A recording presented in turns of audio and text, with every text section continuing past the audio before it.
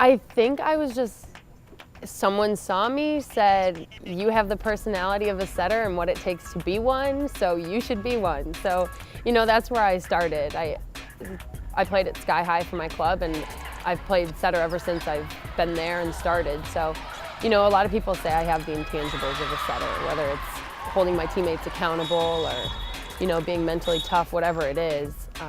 I've always been told I have the intangibles of a setter, so whatever that means, I guess.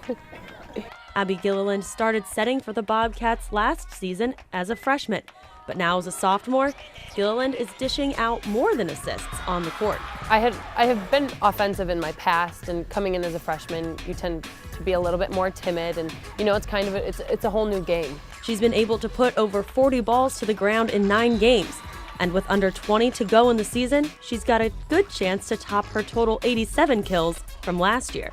She's good at it. We saw that when we recruited her, and we want her to be offensive. Some teams give her more space than others, so it's always going to depend on matchup. It's always going to depend on what's there. But when the situation presents itself, she's pretty good at getting the ball to the floor. I'd love to make an impact on the program in my long time. I see records set, and I aim for those. So. And stats aren't important, but you always want to kind of set a goal out there for yourself. So I want to reach for it. Yeah, whether it's in practice or in a game, it's fun to stretch my skills. And I'm the first one that wants to hit when we're playing threes or something. So it's fun to work on things like that and get to do like a defensive private and things like that. It's fun to focus on other things. I think being a middle would be fun because I would just love to block everything because. I play in the front row, but that's not something I'm excelling at because of my height or whatever. But I've always thought that being a middle blocker would be really cool and challenging at the same time. So. In addition to all that, Gilleland has already earned MAC Scholar Athlete of the Week and MAC East Offensive Player of the Week honors this season. But awards aren't everything to this Bobcat. I think what's most important is building relationships, and I think as a sophomore that's easier to do.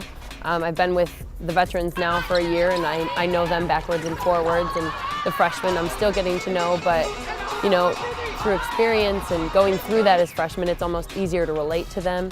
I think building the relationships has been an important part of this year, and I think it's paying off.